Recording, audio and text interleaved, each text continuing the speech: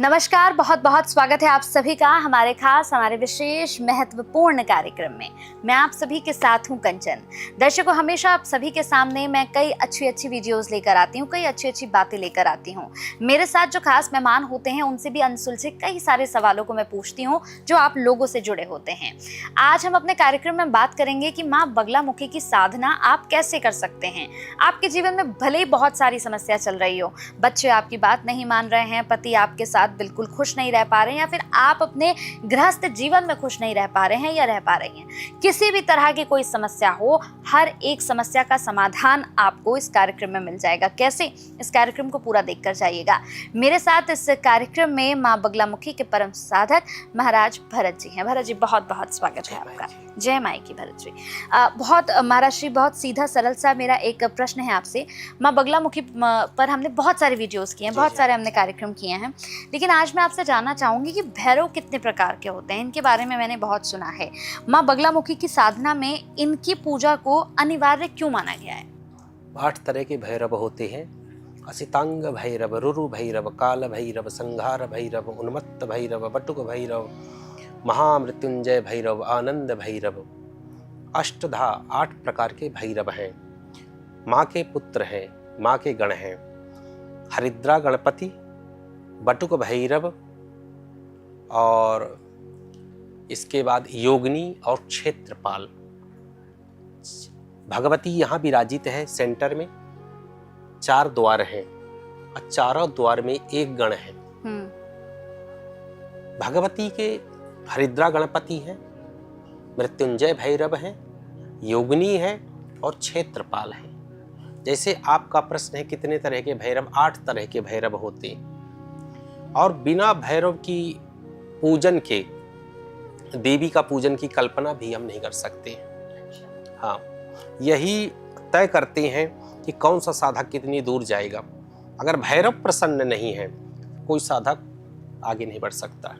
अच्छा, ऐसा क्यों है महाराज श्री कि बिना भैरव की पूजा करे हम माँ बगलामुखी की साधना नहीं कर सकते? जैसे नॉर्मल सी चीज है कि कोई CEO से मिलना है हमें, कलेक्टर से, और अगर कोई द्वारपाल, कोई गार्ड है, सिक्योरिटी गार्ड है, अगर एंट्री तो वहीं कराना होगा, नहीं वहीं से लौटा देगा वो। ठीक इसी तरह से कि बिना गणों की आज्ञा से, इसलिए जब मैं दीक्षा देता हूँ तो पहले गणों की देता हूँ। अच्छा, गणों का भी जप होता है। अच्छा। पहले गणों को प्रसन्न करना होगा, इसके बाद फिर भगवती का मंत्र देता हूँ। बहुत जरूरी है।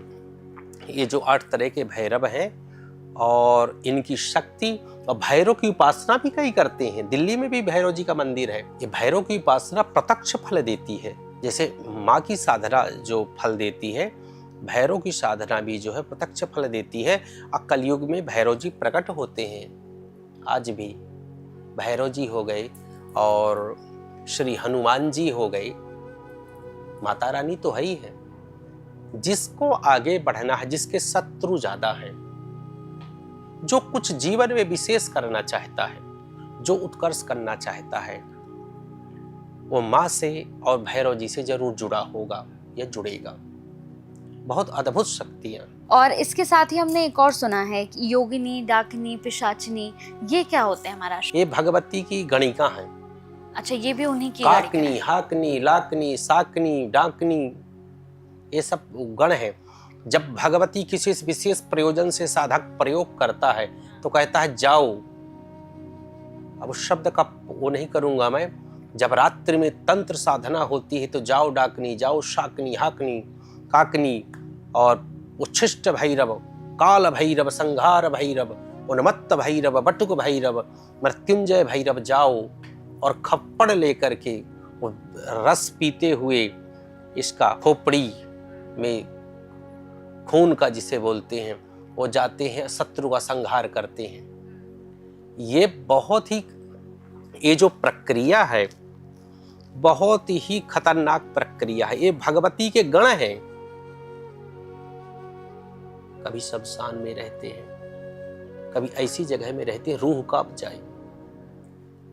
ये जब बहुत ही रहस्यात्मक वो चीजें हैं जो साधक होते हैं। जब समाज के लिए कोई ऐसा व्यक्ति हो जाता है कि इसका हटना जरूरी है, तब इनका वाहन किया जाता है। योगिनियों का और काकनी, डाकनी, साकनी, भैरव जी का ये जाते हैं और संबंधित शत्रु का विनाश करते हैं। उनके गण है पूरा। भगवती नहीं जाती, गणों को भेजती हैं। ये गण टकराते हैं आपस में। इसीलिए तो भगवती बगलामुखी का कोई शत्रु, उसके साधक का कोई शत्रु नहीं टिक सकता, मैं गारंटी लेता हूं। माँ बगलामुखी के साधक को उपहार में कौन सी ऐसी चीज है महाराज जी जो कभी लेनी नहीं चाहिए किसी से, कि ये अगर आपने ले लिया तो माँ ही नाराज हो जाएंगी? दो ही चीजें ऐसे इस मार्ग में सबसे बड़ी बाधक है। अगर आप जो है, जैसे मैंने पहले हमेशा निवेदन किया है, कोई पदार्थ की बात यहाँ नहीं है। अगर कोई पदार्थ, खाने पीने को चीज़ों को अगर आप ले लें, ये सब चीज़ें कर लें, तो उसमें कोई दिक्कत नहीं है। बस दो चीज़ों से आपको स्वच्छता, शुरू से मैं हमेशा कहा हूँ, अगर आपने स्वच्छता को छोड़ दिया और चरित्र को छोड़ दिया तो आपका सर्वनाश तय है। अच्छा। कोई नहीं बचा सकता आपको, अंत में मरोगे आप। कई लोग मुझसे प्रश्न करते हैं, महाराज जी कि हमारी गुरु तो माँ है और ये चीज़ है, वो चीज़ है, ये कौन से महाराज हैं, फिर यहाँ क्यों बसे हो, फिर ये क्यों करते हो। ये बता दूं कि मैंने विज्ञान और दोनों चीज़ों को देखा, जैसे आपसे बताया हूँ। सच्चा साधक हूँ, यूट्यूब से नहीं बना हूँ और न देख देख करके बना हूँ। जो मुझे सुनते हैं देख लें, जो उन्हीं के कमेंट का जवाब है ये, कि सच्चा साधक हूँ, साधना करी है और मन लगा के पढ़ाई किया हूँ।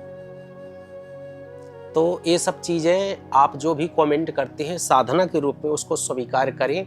और वही चीज़ बताने की कोशिश होती है कि जो मैं बताना चाहता हूँ एक सच्चे साधक के रूप में, कि आप भगवती के पास जाते हो तो इसमें कहाँ बुराई कुछ है कि आप गुरु के पास जाकर के पहले दीक्षा लेकर के, नहीं क्यों परेशान, आप मरोगे और घर वालों को मारोगे। बिल्कुल। कई लोग कहते हैं महाराज जी हम तो 36 अक्षरी मंत्र जप कर रहे हैं, हमें किसी गुरु की जरूरत नहीं है। अरे भैया, कौन फोर्स कर रहा है, लेकिन मैं एक साधक के रूप में बता रहा हूं कि उसको करिए। आप नहीं मरोगे, नहीं आपका कुछ न कुछ गड़बड़ होगी। इसके पहले कि कुछ गड़बड़ हो, दीक्षा लेकर के आप इस मार्ग में बढ़िए आगे। और माई सबकी है, जितनी मेरी है उतनी आपकी है, लेकिन पहले मैंने भी दीक्षा लिया है। बिल्कुल। मुझे भी कई लोग मिसगाइड किए थे पहले कि ऐसे ही करो, कुछ नहीं है सब। मैंने गलती करी और जा कर के मैंने भोगा भी। फिर दीक्षा लेकर के मैंने साधना करी। इसलिए आप लोगों को बताता हूँ, दीक्षा लें। भगवती से बेहतर कोई मार्ग नहीं हो सकता है। सब कुछ प्रदान कर देगा। एक जगह में आपको सब कुछ मिल जाएगा। धन मिलेगा, पद मिलेगा, प्रतिष्ठा मिलेगी, शत्रु बाधा से मुक्ति मिलेगी। सब चीजें आप चाहते हो। कलयुग में तो और सब चीजें होंगी। धोखा वाले बढ़ रहे हैं, शत्रु बढ़ रहे हैं, तंत्र बढ़ रहा है, फैक्ट्री चल रही है, किसी ने तंत्र करवा दिया, फैक्ट्री बंद। किसी को अच्छा पद मिला तो कलीग जो है चिढ़ के मारे जाकर के तंत्र करवा दिया, पद गया उसका। ऐसी सिचुएशन में भगवती से जुड़िए। आप बार बार वीडियो में कहता हूं, बार बार भगवती से जुड़िए, दीक्षा लीजिए और खूब जप करिए और समस्याओं को भूल जाइए। आप कोई भी मेरे पास फोन आते हैं, जो आपने नंबर दिया है वो चल रहा है, तो बोलते हैं कई बार कि महाराज जी ऐसे ही सब चीज़ें हो जाती हैं, देश सेवा करो, वो सब चीज़ करो। ये देश सेवा ही हो रही है, ये समाज सेवा ही हो रही है। लेकिन जब आप कुंडली इत्यादि का विश्लेषण करवाते हैं, जब एक महाराज देखते हैं, जब कोई कार्यक्रम होता है तो उसके लिए सेवा भी होती है। और दुनिया सुने, भगवती माँ बगलामुखी का जो रात्रिकालीन अनुष्ठान होता है, ये अनुष्ठान राहु केतु का नहीं है, ये राजसी अनुष्ठान होते हैं, तंत्र अनुष्ठान है। इसमें सब व्यवस्थाएं भी बड़ी होती हैं, सब चीजें होती हैं। तो एक साधक के नाते, और कहीं भी आप करवाएं, जो कह रहा हूं, कहीं से दीक्षा लें, कहीं से भी करवाएं। अगर बगलामुखी से आप जुड़े, अगर आप जुड़ते हैं तो समस्याएं तो आएंगी ही नहीं जीवन में। मेरा वादा है आपसे। बिल्कुल, आपको विश्वास करना होगा। और जैसा महाराज श्री ने कहा कि बिना दीक्षा लिए अपने आप कुछ भी मत करने लग जाइएगा, क्योंकि अगर बिना दीक्षा लिए कुछ भी करने के बारे में आपने सोचा तो आप अपना ही नुकसान कर जाएंगे।